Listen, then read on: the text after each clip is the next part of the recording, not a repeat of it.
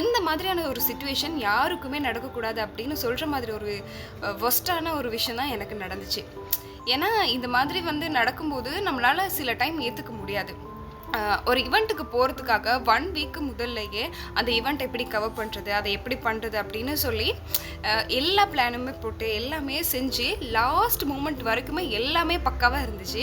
Last மூமெண்ட்டில் நம்மளோட cooperate பண்ணுற ஒருத்தவங்க வரலை அப்படின்னு சொல்லும்போது அதை வந்து நம்மளால் ஏற்றுக்க முடியாது. அவங்க சொல்கிற என்ன ரீசனாக இருந்தாலும் கூட சம்டைம்ஸ் வந்து அது எப்படி இருக்க முடியும் அப்படின்னு நம்மளுக்கு தோணும். ஏன்னா லாஸ்ட் மூமெண்ட் வரைக்கும் நான் வரேன், இதை பண்ணி தரேன் அப்படின்னு சொல்கிறவங்க நம்மளாம் கால் பண்ணி கேட்குற வரைக்குமே நான் வரலை அப்படின்றத சொல்லலை அப்படின்னா அவங்களோட மைண்ட் செட் என்ன மாதிரி இருந்திருக்கும்? உங்களுக்கு ஒரு விஷயத்த பண்ண முடியல, உங்களுக்கு விருப்பம் இல்லை அப்படின்னும் போது நீங்கள் அந்த விஷயத்துலேருந்து விலகிடலாம், அது வேறு விஷயம்.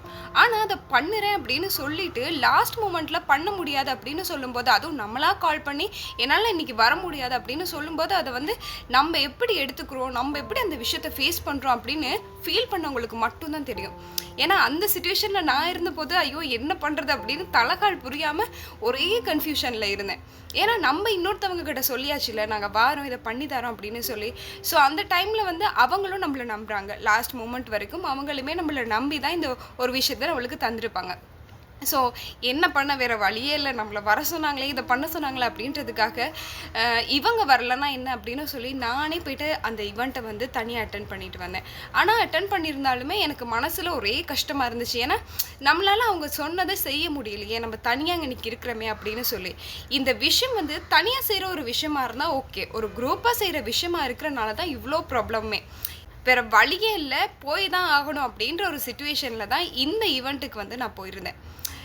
எப்படின்னா நம்மளுக்கு சில பேர் செய்கிற விஷயங்கள் வந்து அது வந்து அவங்களுக்கு சரியாக இருந்தாலுமே கூட நம்ம அதை எப்படி ஃபேஸ் பண்ணுறோம் அப்படின்றத அவங்க ஒரு நாளுமே புரிஞ்சுக்க மாட்டாங்க. உங்களுக்கும் இதே மாதிரி ஒரு சிச்சுவேஷன் வந்துருந்துச்சு அப்படின்னா கமெண்ட்ஸில் என்ன சிச்சுவேஷன் அப்படின்றத என்னோட நீங்கள் ஷேர் பண்ணிக்கலாம்.